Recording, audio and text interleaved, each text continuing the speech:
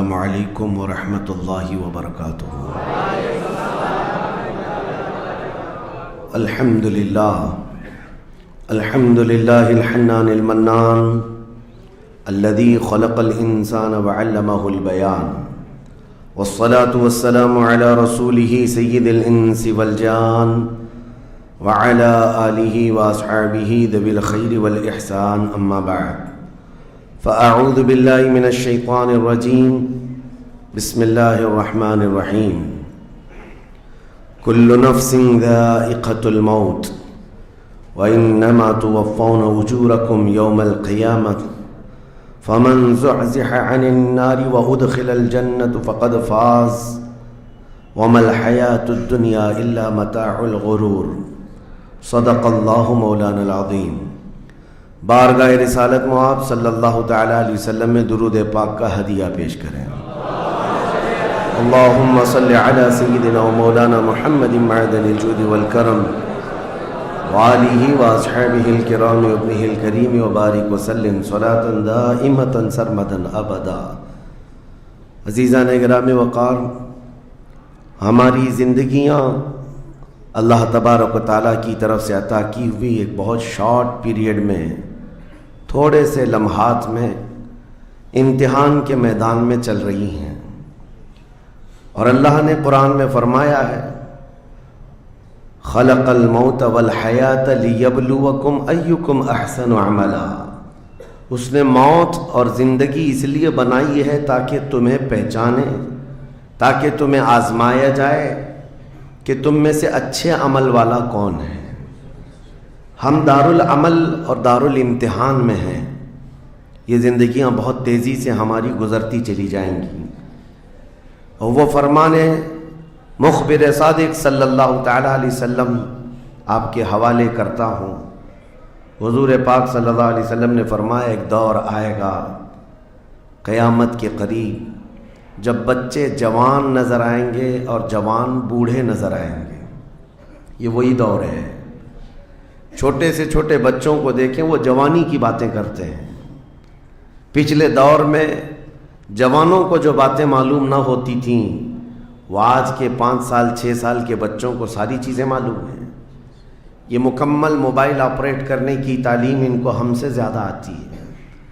یہ اس قدر جوان نظر آتے ہیں، اور جو جوان ہیں وہ جوانی میں تھک چکے اور بوڑھے لگنے لگ گئے۔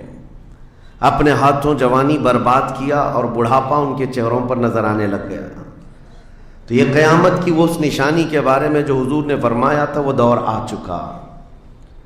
لیکن میں آپ کے سامنے ایک بات عرض کر رہا ہوں، تم بیٹھو گے تو بھی زندگی گزرے گی، لیٹو گے تو بھی گزرنی ہے، دوڑو گے تو بھی گزرنی ہے، فیصلہ تمہارے پاس ہے۔ زندگی یوں گزر جائے گی، اور پھر وعدہ الہی آ جائے گا جس کو اللہ نے فرمایا ہر نفس کو موت کا مزہ چکھنا ہے، دنیا سے جانا ہے، اور تمہارا جو کچھ بھی اجر ہے اللہ کے ہاں قیامت کے دن دیا جائے گا۔ اور پھر جو شخص دوزخ سے بچا لیا گیا اور جنت میں داخل ہوا، وہی سب سے کامیاب زندگی گزارا۔ کامیاب ہے کون؟ وہ قیامت کے دن پتہ چلے گا۔ ہمارا دوزخ سے بچ جانا اور جنت میں داخل ہو جانا، یہی کامیابی ہے۔ اور اللہ تعالیٰ فرماتا ہے وَمَا الْحَيَاةُ الدُّنْيَا إِلَّا مَتَاعُ الْغُرُورِ۔ میرے اس پورے عنوان کا یہ حصہ اہم ہے۔ اللہ فرماتا ہے اور دنیا سوائے دھوکے کے سامان کے کچھ نہیں۔ جس نے دنیا بنائی وہ خود فرما رہا ہو، جو اس کائنات کا خالق ہے وہ خود فرما رہا ہو، یہ دنیا دھوکے کے سامان کے علاوہ کچھ نہیں۔ یعنی یہاں پر انسان اکثر دھوکہ کھا جاتا ہے۔ دھوکے کا مطلب یہ نہیں ہے کسی دوست سے دھوکہ کھا رہا ہے، بلکہ وہ پوری اپنی زندگی میں دھوکہ کھایا ہوا ہے۔ جس چیز کو اسے حاصل کرنا تھا، دنیا نے اس کا منہ موڑ کر کسی اور چیز میں لگا دیا ہے۔ یہ دھوکہ نہیں ہے تو اور کیا ہے؟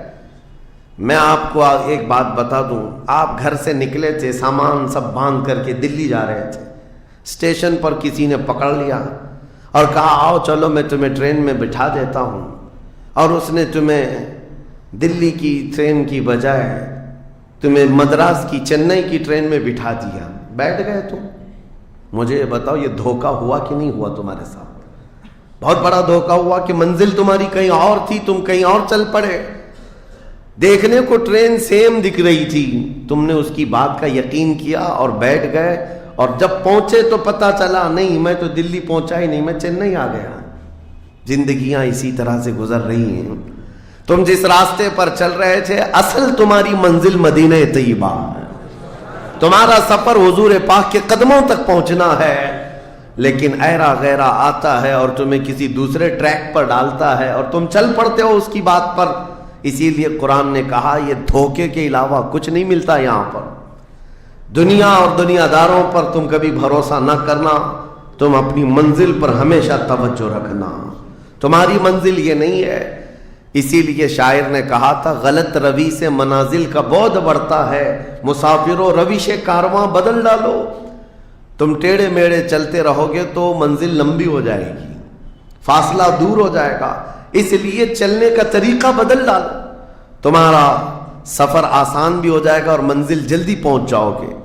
اب جو بات مجھے کہنی تھی وہ یہ ہے، زندگی جب اتنی شارٹ ہے اور آزمائش کے لیے تمہیں یہاں بھیجا گیا ہے تو مجھے ان نوجوانوں کو دیکھ کر کے کبھی درد ہوتا ہے جو رات بھر نکڑ پر بیٹھ کر کے اپنے وقت کو ضائع کر رہے ہوتے ہیں، جن کی زندگیاں انہوں نے اپنی جوانیاں اپنے ہاتھوں سے برباد کر رکھی ہیں. تمہیں پتہ ہے ایک رات جو ہماری زندگی میں آئی، آج کا دن تم کروڑوں دولتیں لگا دو یہ دن دوبارہ کبھی نہیں آئے گا. تمہاری زندگی میں کیا قیامت تک واپس نہیں آنا ہے اس دن کو. دنیا چل پڑی ہے پیچھے کی طرف کبھی نہیں آئے گی. اللہ کا قانون ہے یہ جو وقت گزر رہا ہے ہمارا دوبارہ ہماری زندگی میں کبھی نہیں آنا ہے. لیکن کتنے مزے سے، کتنے ٹھاٹ باٹ سے نوجوان، ہاتھ میں کچھ نہیں، آس پاس کچھ نہیں، عمل بھی کچھ نہیں، ایسے بے فکرے ہو کر کے زندگی گزارتے ہیں. تو سوچنا پڑتا ہے جس امت کو پوری دنیا آگ میں جھلسا چکی ہو، پوری دنیا اس امت کو اپنے نشانے پر رکھی ہو، اس امت کا غیور نوجوان رات بھر گیم کھیلتے ہوئے گزارتا ہے، اسے کسی چیز کا احساس نہیں. مجھے بتاؤ کیا ہماری کیفیتیں ایسی نہیں ہو گئی ہیں جیسے برائلر چکن ہوتے ہیں، فارم مرغیاں ہوتی ہیں، ان مرغیوں میں سے قصاب کسی کو بھی پکڑتا ہے کاٹتا ہے، دوسری مرغیاں تو چرنے میں مصروف رہتی ہیں، کوئی آواز نہیں ان کی. ایک مرغی کٹی، دوسری مرغی کٹی، وہ کٹتی چلی جاتی ہیں، باقی مرغیوں کو کسی چیز کا احساس نہیں. کیا یہ زندگی گزارنے کے ایسی طریقے نہیں ہو گئے آج؟ ہمیں روز اٹھنے کے بعد ایک نیوز پہنچائی جاتی ہے کہ تمہیں کاٹا گیا، تمہیں مارا گیا. نہ جانے ہم کتنی مسجدوں کے مینار گرتے ہوئے دیکھ رہے ہیں، کتنے اولیاء کاملین کے مزارات کو جلا کر خاک کرتے ہوئے دکھائے جا رہے ہیں. اور ہمارے امت کے ساتھ ہی نہیں، بانی اسلام کی عزت کے ساتھ مذاق یہ روزانہ نہیں چل رہا ہے. یہ تمام حالات کے بعد اب مجھے فکر اس بات کی ہوتی ہے میاں جب ہمارے گھر میں جنازہ رکھا ہوتا ہے تو ہم کھانا تک نہیں بناتے چولہے پر گھر کے اندر، اور جب امت پر ایسے حالات گزر رہے ہوں تو کیا اس نوجوان کو یہ زیب دیتا ہے کہ وہ عیاشی میں رات گزارے؟ کیا اسے یہ زیب دیتا ہے کہ وہ نکڑ پر بیٹھ کر پوری رات کو تباہی کے اڈے پر گزارے؟ تمہارے ہاتھ میں تاش کے پتے، تمہارے ہاتھ میں شراب کی بوتلیں کیسے آ گئیں؟ یہ امت وہ ہے، تمہیں میں بتاؤں جنگ تبوک ایک جنگ ایسی ہے حضور پاک صلی اللہ تعالیٰ علیہ وسلم کی زندگی پاک میں 900 کلومیٹر کا فاصلہ ہے مدینہ طیبہ سے. ہوا یہ تھا کہ ایک صحابی رسول حضور صلی اللہ تعالیٰ علیہ وسلم کے قاصد بن کر جا رہے تھے، اور بیچ راستے میں ایک عیسائی بادشاہ کے گنڈوں نے اس صحابی رسول کو گرفتار کیا اور ان کو ٹکڑے ٹکڑے کر قتل کر دیا. موب لنچنگ اس زمانے میں بھی ہو رہی ہوتی. یہ خبر جیسے ہی مدینہ طیبہ پہنچی، وہ لوگ ایسے نہیں تھے کہ انا للہ پڑھ کر خاموش ہو جاتے. صحابہ کرام کا جم غفیر مدینے میں جمع ہوا. عرض کیا یا رسول اللہ صلی اللہ علیہ وسلم آپ کا حکم کیا ہے؟ نبی کریم صلی اللہ تعالیٰ علیہ وسلم نے صحابہ کرام کو بھیجا.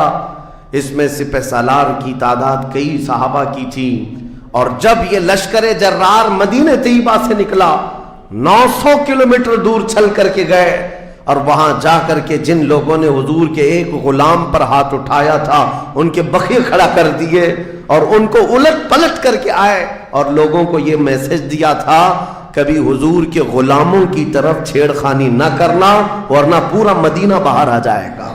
یہ یونٹی، یہ اتحاد ان کے اندر، یہ احساس میرے آقا صلی اللہ تعالیٰ علیہ وسلم نے پیدا کر رکھا تھا کہ کل مؤمن جسد واحد. حضور صلی اللہ تعالیٰ علیہ وسلم نے فرمایا کہ پورا جتنے مومن ہیں وہ سب ایک جسم کی طرح ہیں، ایک جسم کی طرح ہے.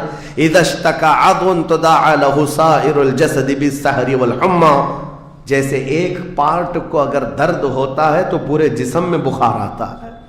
مومنوں کی کیفیت یہ ہونی چاہیے، لیکن احساس دھیرے دھیرے ختم ہوتا چلا گیا. آج ہماری پستی کا ایک سبب یہ بھی بتایا جاتا ہے جس کو شاعر نے کہا تھا قوت فکر و عمل پہلے فنا ہوتی ہے جب کسی قوم کی شوکت پہ زوال آتا ہے. سوچنے سمجھنے کی صلاحیت پہلے ختم ہو جاتی ہے. آدمی سوچتا نہیں، سمجھتا نہیں، بس اپنے وقت کو ضائع کر رہا ہے، برباد کر رہا ہے، بیٹھا ہوا ہے، گپیں لگا رہا ہے. میں آپ کو بتاؤں ہماری عمروں کا احتساب ہونا چاہیے. ہماری زندگی کو گن کر کے دیکھیں کتنے سال کے ہیں ہم، 25 سال، 30 سال، 35 سال، 40 سال، اور اس کے بعد گنو ہم سے کیا ہو سکا ہے اس دنیا میں. ہم اس دنیا میں کیا کر چکے اب تک؟ ہم سے کچھ نہیں ہوا. اگر تاریخ میں آپ کو بتاؤں میرے عزیزو، آپ کو پتہ ہے اس ہندوستان کی سرزمین پر سب سے پہلے لشکر اسلام کی سپہ سالاری کرتے ہوئے آنے والا ایک نوجوان محمد بن قاسم 10,000 کا لشکر لے کر عرب سے آیا تھا اور پرچم اسلام لہرایا تھا. تاریخ میں آج بھی رقم ہے. اپنے پنڈتوں نے بھی اس تاریخ کو لکھا ہے. ہاں، پنڈتوں نے بھی لکھا ہے. اور یہ محمد بن قاسم 10,000 کی سپہ سالاری کے ساتھ ہندوستان میں آ کر اسلام پھیلایا. عمر کیا تھی؟ صرف 19 سال کی عمر تھی. 19 سال کی عمر میں یہ عظیم کارنامہ انجام دینے والا، انہوں نے اپنی عمر کا صحیح استعمال کیا، اپنی ایج کو برباد نہیں کیا، ضائع نہیں کیا. طارق بن زیاد جس کا یورپ بھی قائل ہے، جبل الطارق آج بھی ایک مقام ہے یورپ میں جس کو جبرالٹر کہا جاتا ہے. یہ حضرت طارق بن زیاد کے نام سے ہے. یہ پہلا سپہ سالار ہے جس نے پوری دنیا کے سامنے وہ عزم پیش کیا تھا.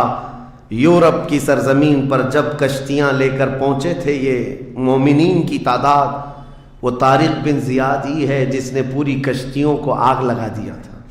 کہا تھا کہ ہم پیچھے مڑ کر جانے والوں میں سے نہیں ہیں.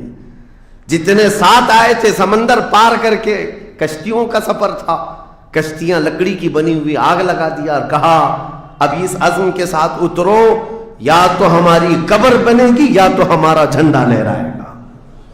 میرے عزیزو، عمر 22 سال کی تھی.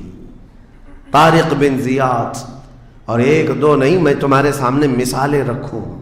ہندوستان کی سرزمین پر ایک ولی کامل کی آپ کو میں تاریخ اگر بتاؤں، جو سرکار سیدنا غریب نواز رضی اللہ تعالیٰ عنہ سے بھی 200 سال پہلے اس ہندوستان کی سرزمین پر تشریف لائے اور اسلام کی خاطر لڑتے لڑتے شہید بھی ہو گئے، اور جن کا لقب سلطان الاولیاء ہے، سیدنا سالار مسعود غازی رحمۃ اللہ علیہ. ان کے متعلق یہ فرمایا گیا وہ سلطان الاولیاء ہے ہندوستان کے، اولیاء اکرام کے بادشاہ کی حیثیت ہے. سرکار غریب نواز سے بھی پہلے آئے، لیکن ان کی عمر ان کی شہادت کے وقت 19 سال کی تھی. صرف 19 سال کی عمر میں وہ مقام عظیم پا لیا. ہماری تو زندگی کی عمریں پتہ نہیں کتنی چلی گئیں اور ہم میں سے کوئی کارنامہ نہ ہو سکا. کارنامہ نہ صحیح، زندگی گزارنے کا سلیقہ بھی نہیں آ سکا. کارنامے نہ ہوں تو الگ بات ہے، لیکن مسلمان تو بن جاتا کوئی. عزیزان گرامی وقار، میں آپ کو ایک بات بتا دوں، جو زندگی ملی ہے کچھ ایسا کر جاؤ کہ تمہاری تاریخ رقم ہو جائے، ورنہ قبرستان جا کر کے دیکھنا، وہاں تو لکھے ہوئے کتبے بھی مٹ گئے، قبروں میں کون سویا ہے ان کو بھی لوگ فراموش کر چکے، بھول گئے، سب بھول گئے، لیکن کچھ ہستیاں ہیں جو ہمیشہ آباد رہتی ہیں۔ یہ وہ لوگ ہیں جنہوں نے اس روئے زمین پر اپنی ذات کے لیے نہیں، اللہ کی رضا کے لیے جیا کرتے تھے، اللہ کی رضا کے لیے جیا کرتے۔ آج میں یہ بات کہنا چاہتا ہوں نوجوانوں سے، تمہیں پتہ ہے ممبئی کی سرزمین پر لاکھوں نوجوانوں کی تعداد ہے، میں جانتا ہوں، لیکن ان میں سے کوئی انقلابی نوجوان ہو، کوئی دین کی طرف بڑھنے والا، حساس دل رکھنے والا کیوں نہیں؟ خاص طور پر آپ کے ان علاقوں میں تو نشہ اتنا عام کر دیا گیا ہے، ہم دور دراز علاقوں سے سنتے ہیں کہ مسلمانوں کی میجورٹی والے علاقے، یہاں نشہ بکتا بھی ہے، کرتے بھی ہیں، رات بھر اسی میں پڑے رہتے ہیں۔ کس نے اس دنیا میں تمہیں ملوث کیا ہے؟ یہ وہ قوم ہے جو قیصر و کسریٰ کو گھٹنے پر لے آئی تھی، یہ وہ قوم ہے جس نے دریائے دجلہ میں گھوڑے دوڑا دیے تھے، یہ وہ قوم ہے جس نے افریقہ کی جنگلوں میں بھی اذانیں دی تھی، یہ وہ قوم ہے جس نے یورپ کے کلیساؤں میں کلمہ توحید کو بلند کیا تھا۔ لیکن آج اسی قوم کی حال یہ ہے کہ دنیا ہر گھڑی ہمارے اعمال کو نشانہ بنا کر کے ہمیں ڈیگریڈ کرتی جا رہی ہے۔ سمجھ جاؤ میرے عزیزو، کب تک اس زندگی کا اس طرح سے چلے گا؟ کیونکہ میرے آقا صلی اللہ تعالیٰ علیہ وسلم کو آج آپ کے سامنے میں یہ بات رکھتا ہوں، حضور اکرم صلی اللہ تعالیٰ علیہ وسلم کو آپ کیا سمجھتے ہیں؟ اپنی قبر انور میں وہ زندہ ہیں؟ ہم تو سنی ہیں۔ حضور اکرم صلی اللہ تعالیٰ علیہ وسلم اپنی قبر پاک میں زندہ ہیں، لیکن یہ بات بھی سمجھ کے چلو، حضور نے فرمایا ہر جمعرات کو میری پوری امت کے اعمال میرے پاس پیش کیے جاتے ہیں، تم میں سے، ہم میں سے، سب کے اعمال ہر جمعرات کو حضور کے پاس فرشتے سناتے ہیں، فلاں بن فلاں نے ہفتہ بھر یہ کام کیا ہے۔ حضور فرماتے ہیں اگر برے اعمال پیش ہوتے ہیں تو مجھے غم ہوتا ہے، میں استغفار کرتا ہوں اللہ کی بارگاہ میں، اور اچھے اعمال آتے ہیں تو شکر بجا لاتا ہوں، اس کے لیے دعا کرتا ہوں۔ عزیزان گرام وقار، کبھی پلٹ کر کے زندگی میں دیکھنا کتنے جمعرات ایسی چلی گئی ہوں گی جس میں ہمارے کون سے اعمال فرشتے لے جا کر کے سنا رہے ہوں گے۔ حضور اکرم صلی اللہ تعالیٰ علیہ وسلم کی بارگاہ میں جب ہمارے اعمال یہ کہہ کر سنائے جائیں، آقا آپ کا فلاں امتی بے خبر ہے، نہ نماز پڑھتا ہے، نہ ہی آپ پر درود پڑھتا ہے، نہ ہی وہ کبھی نیکیوں کی طرف آتا ہے، وہ تو گانوں کی دھن پر جی رہا ہے، صبح اٹھتا ہے، شام ہوتی ہے تو اس کو تو فلموں کے نغمے یاد ہیں، آپ کا کوئی قول یاد نہیں۔ بتاؤ میرے آقا صلی اللہ تعالیٰ علیہ وسلم کو فرشتے جب ہمارے متعلق یہ خبر دے رہے ہو، کیا حضور پاک صلی اللہ تعالیٰ علیہ وسلم کو اس بات کا قلق نہیں ہوتا؟ یہ وہ امت ہے جس کے لیے میں رات رات بھر کھڑے ہو کر دعا کرتا تھا، آج یہ ہم کو فراموش کی ہوئی ہے۔ زندگی گزارنے کا مقصد سمجھ جاؤ میرے عزیزوں، اسی لیے میں آپ کو کہتا ہوں کہ زندگی یہ نہیں ہے، حضور تاج الشریعہ رحمۃ اللہ علیہ نے فرمایا زندگی یہ نہیں ہے کسی کی کسی کے لیے، زندگی ہے نبی کی نبی کے لیے، نہ سمجھ مرتے ہیں زندگی کے لیے، جینا مرنا ہے سب کچھ نبی کے لیے۔ جو لوگ یہ سمجھ جائیں اس نقطے کو، انہوں نے زندگی کی مرادوں کو پا لیا ہے، وہ حصولیاب ہو چکے ہیں۔